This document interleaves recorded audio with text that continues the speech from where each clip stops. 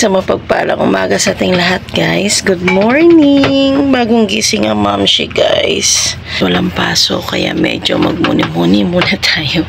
Pero papasok si Popshi, inutusan ako. Walang sabon. So, kailangan natin bumili sabon. Ay, morning sa inyo, guys. Morning, well.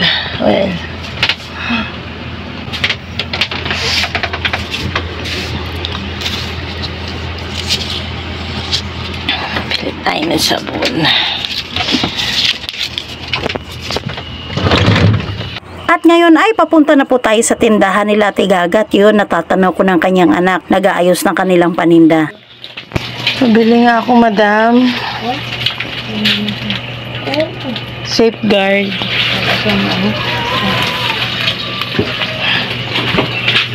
At ngayon po ay pauwi na tayo sa bahay. Tara't ibigay na natin kay Popshi ang sabon po na ating binili, at dahil maliligo na po siya. At tumpakyat na ako, nakita ko po si Maisa. Nagkukwento nga po siya na makatinga po yung braso niya. Ako nasabi ko din, ako simula nung nag-30 ako, dun lumabas yung mga allergy ko. Hindi ko malaman pagkatapos kong maglaba ang kati-kati na. So ngayon na-experience niya, kaya sabi niya, alam niya na kung anong pakiramdam ko. Sabi ko sa kanya, magpa-check up na lang siya para malaman talaga niya kung anong dahilan ng pangangati niya. At dahil nga Sabado ngayon, walang pasok, ang mamshi ay free po para sumama kay Popshi. Kasi po si Popshi naglalakad lang po papunta sa trabaho niya. At si mamshi naman kailangan mag-jogging, kaya sasabay ako papunta sa trabaho niya. Dumaan po muna kami dito kay Kuya Roy kasi po bumili si Popshi Joel ng kanyang ulang pananghalian. At may libreng sabaw. Alam nyo na po sa hirap ng buhay ngayon, pag may libreng sabaw, dagdag ulam na rin, diba? Dagdag busugan na rin yon. So guys, ito po yung iba't ibang ulam niya. May adobo,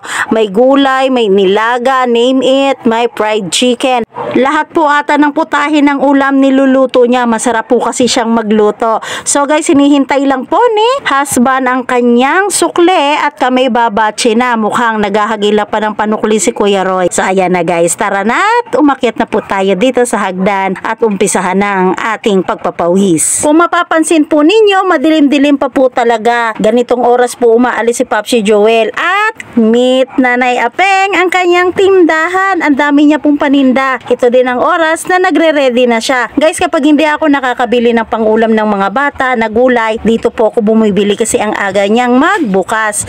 Diba? Kumikitang kabuhay. Napakasipag po talaga ni Kuya Shano dito po sa lugar namin. Pag may naubusan ng gas, siya ang bumibili. At kapag may ipapagawa kang mga tubo, sira ng gripo, sira ng hose, sa CR man yan, kahit anong sira pa yan, kaya niyang ayusin guys, siya ang tinatawag. At ngayon po, ato na, ang liwanag na po ng langit. Nag-uumpisa na po kaming maglakad. Naku, mukhang enjoy na enjoy ang aking honey bun sa aming pagsasama papunta sa school niya. Ay, school. Papunta po pala sa trabaho niya na mimispokin po tuloy ako. Guys, good morning sa mapagpalang umaga sa ating lahat.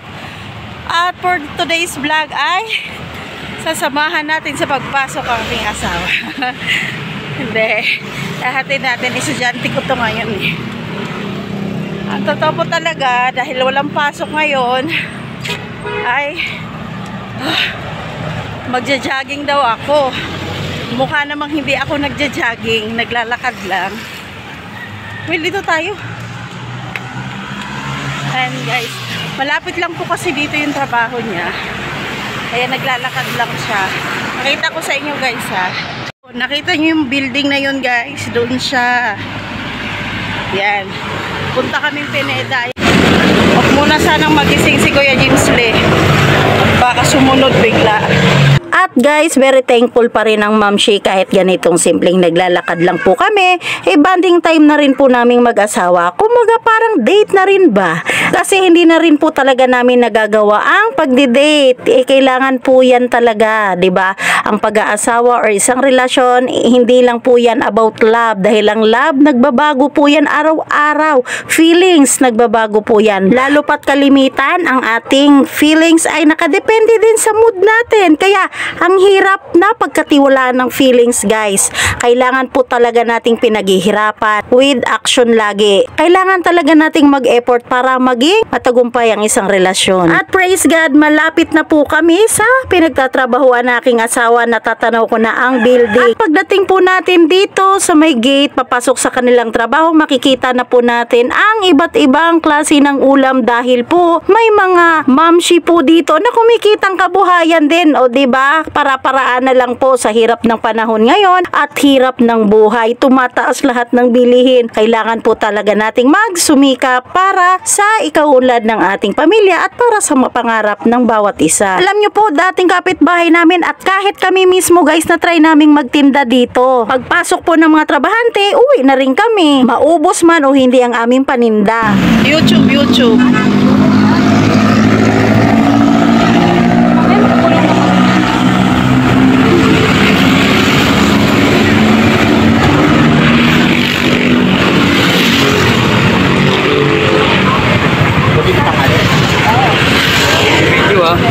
Video sa bawah.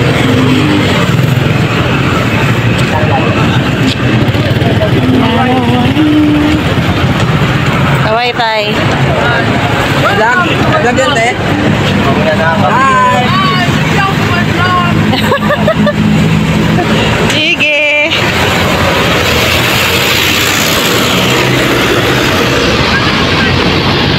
So guys, gaya na nakita nyo, sinamahan ko yung asawa ko papasok sa trabaho.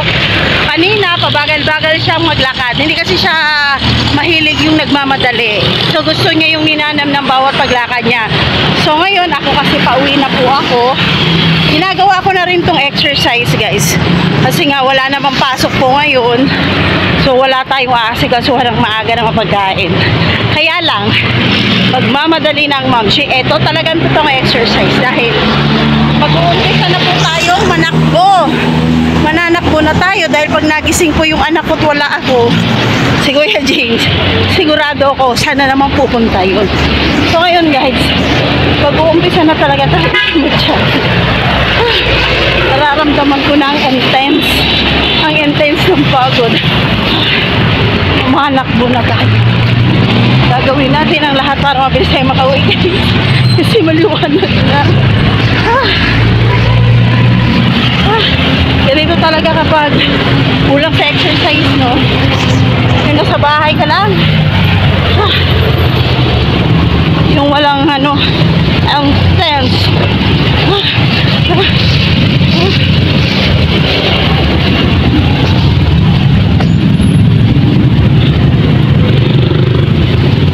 At guys, flex ko lang po, yung nasa kabila po, ayun po ang palengke ng Pineda. So marami po tayong mabibili dyan at makikita. Hindi nga lang tayo makapunta ngayon kasi nga nagmamadali na po ako. Tara, tumawid na po tayo. At guys, pag nakatawid na po tayo, ay makakakita na po tayo ng maraming mga pharmacy dito.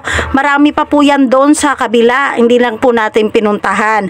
Kasi po, katapat din nito ang RMC Hospital. Tama po, malapit lang talaga kami sa RMC. At ngayon po ay malapit na po ang mamshi makauwi. So guys, sa inyo po na bago pa sa aking YouTube channel, don't forget to subscribe. Hit nyo na rin po ang notification bell para updated po kayo sa mga susunod ko pang video. At sa inyo pong lahat, maraming salamat po. Lalong-lalo na sa mga hindi nag-skip ng ads. God bless everyone at thank you again.